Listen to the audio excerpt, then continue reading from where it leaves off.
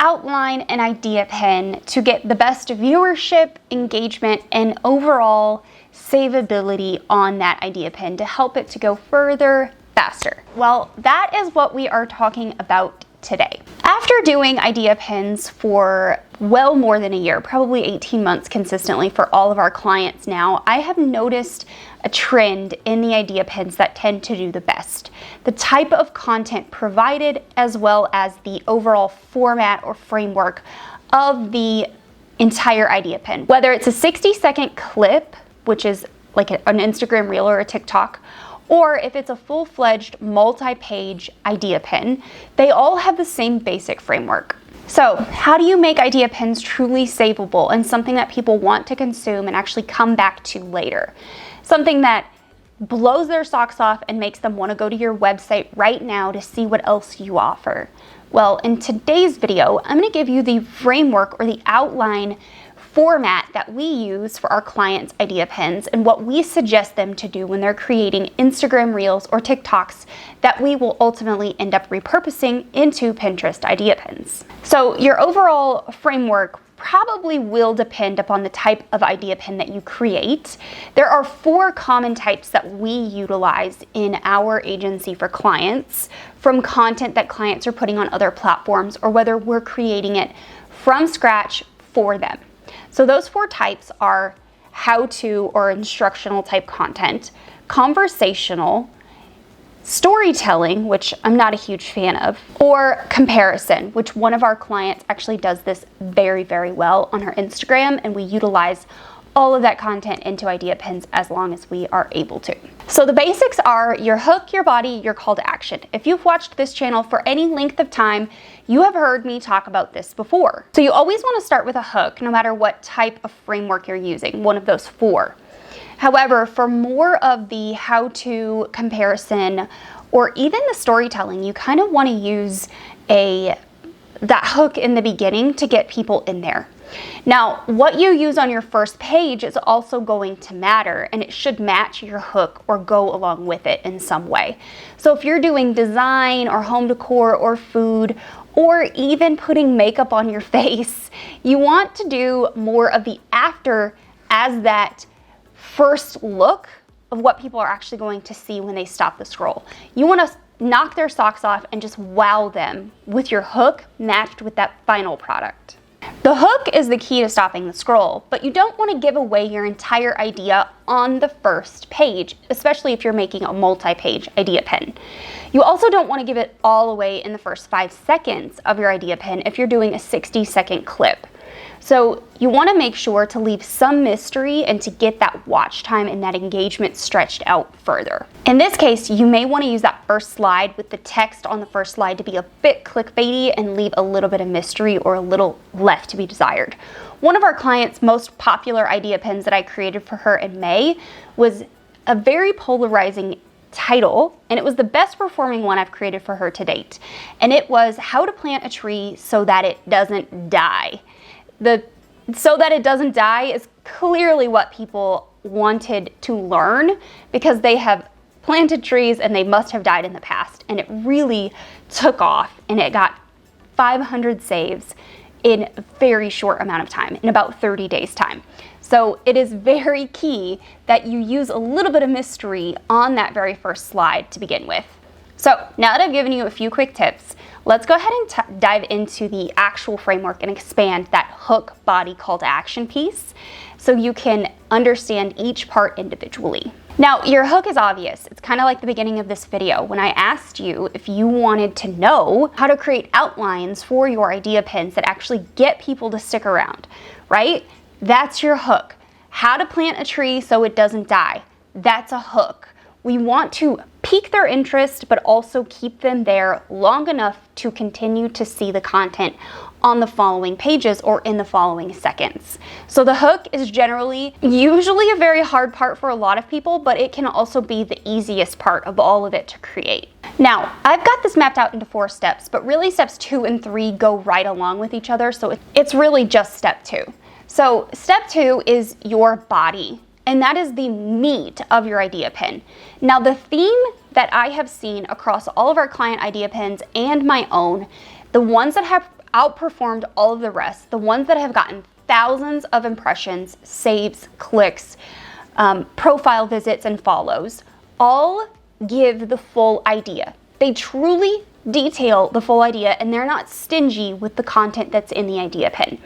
Now, up to filming this video in end of July 2022, we are just now beta testing the ability to see links on our idea pins. But up to this point, we have had to rely on people to follow through on the idea pin and get to the last page and click over to the profile in order to go to our website. But I don't want you to rely on that, because outbound clicks on idea pins may not last forever. This could just literally be a test that Pinterest is giving us, and they could very well go away, just like they did in the UK. So you really want to reserve your body for detailing all of the important steps to achieving the idea you have set forth.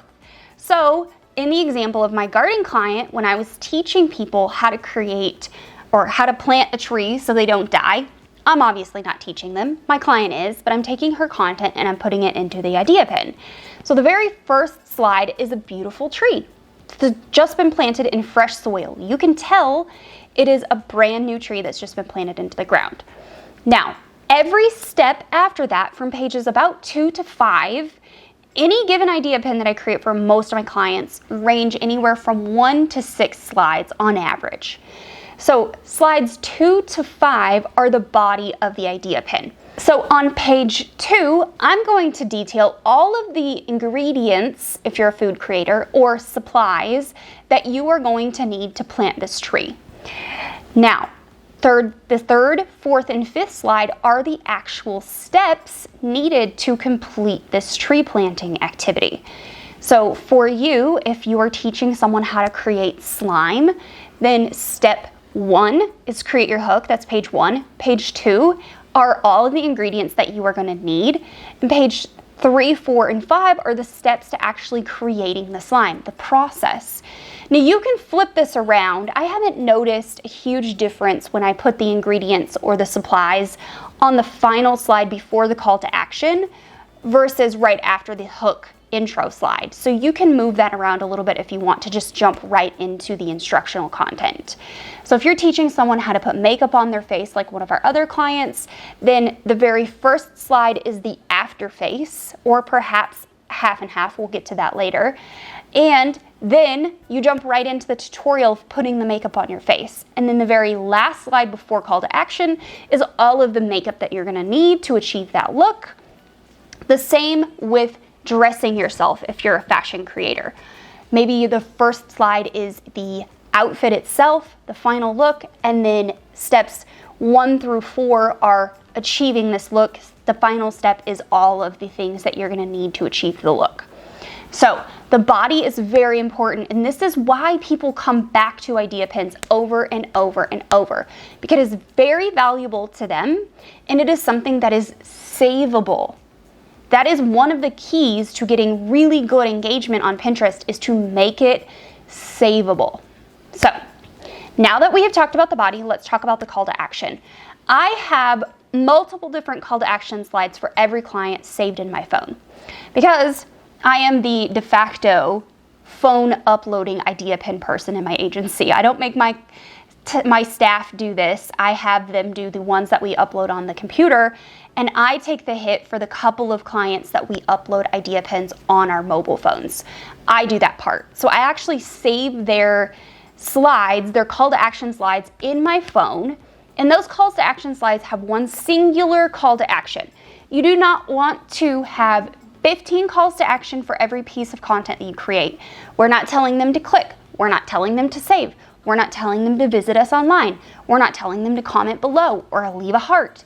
You are choosing one based on the overall goal of the idea pin. That is your call to action slide. So for example, my client that I've been beta testing doing only idea pins for creator rewards for, the gardening client, we have one singular call to action. I just rebrand the last slide to be different colors in her media kit. So it is all the same call to action though.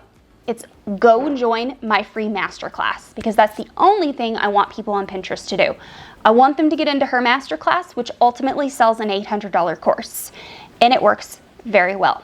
So I want you to think about your call to action slide, and I want you to create multiple ones depending on the goal of the content. If the goal of the content is ultimately to get them to your website, then you're gonna need to think through that and how you're gonna get them to your website. In fact, most of our calls to actions, we actually create first, or we think about that final thing that we want them to do, that final goal that we actually want our viewership to jump over that last hurdle.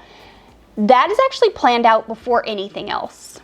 So if I know I want them to go to the website, then I am thinking about how to craft the content in a way that actually leads them naturally to my website. It leads them naturally to want to exit Pinterest and go to the website to learn more. So it's actually embedded within the content, getting them used to reading the content and wanting to learn more, and then getting them to that final slide, to my website, ultimately doing the thing I want them to do there. One of my members in my academy actually does this quite well, and I'm gonna leave a link in the description down below for Susan's call to action slides, her idea pins in general.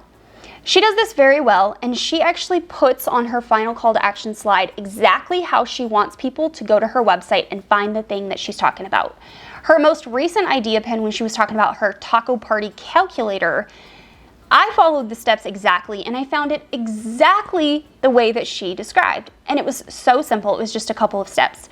So if you want some inspiration from Susan, I will link her idea pin in the comment down below, the actual taco party idea pin, and you can go check that out. Now, a couple more pro tips before we close out today's video. If you are a fashion, beauty, makeup creator, I want you to do two things. I want you to test out the before face as the hook on your first slide, and I also want you to test out the after face on your first slide. Now, you can also do something in between, which one of my clients actually does, and she has half her face split. So she has one side of her face made up and the other side of her face with all of the makeup dots all over it. These tend to do very well. All three methods actually do very well for her. Another example is for conversational idea pins. If you are creating conversational content, I have two examples in the description down below, and I'm gonna put one of them up here and one of them up here. One of these I created with someone that I had on my YouTube channel, and one of these Isabel Diaz created where she had Anna from My Cancer Chic on a Zoom, and they had a very great conversation and they turned it into an idea pin. Now, when I very first posted my conversational idea pin with Gabby Pinkerton about Pinterest for photographers, that idea pin actually fell flat for the first 4 or 5 months. It was not until almost month 6 that idea pin actually started getting some traction, and now it has over 5,000 impressions on it. And that was only published less than a year ago. So I just want you to keep that in mind. For conversational content, I want you to start with your hook and break your big points up into slides, and know that idea pin may take some time to take off. And your last couple of pro tips is optimizing your idea pins. Now, I want you to make sure that you optimize your idea pins fully. You've created the content, you've added context in the form of text overlays in editing. I also want you to make sure that you add a very good title with a keyword you want to target. You add the notes into the notes section. You get up to 2,000 characters with idea pins, so make sure you are utilizing that space. Make sure that you're adding all of the accurate and appropriate tags. You get up to 10 when you optimize your idea pins. It's the same with video pins. You get 10 tags, and make sure you're pinning it to the most appropriate board. So those are 4 pro tips for optimizing your idea pins to make sure they get to the right viewership. Now, you don't want to just create your idea pins and pin them to your profile and not utilize a board, because the board SEO follows your pin SEO around the platform. So always make sure you pin it to the most appropriate board. And if you're looking for more idea pin tips and tricks and ways to actually get more followers, more saves, get more viewership on your Pinterest profile, and then get those people over to your website, make sure you head right on over here and watch our Idea Pins playlist. And that's it for this week. I will see you next week.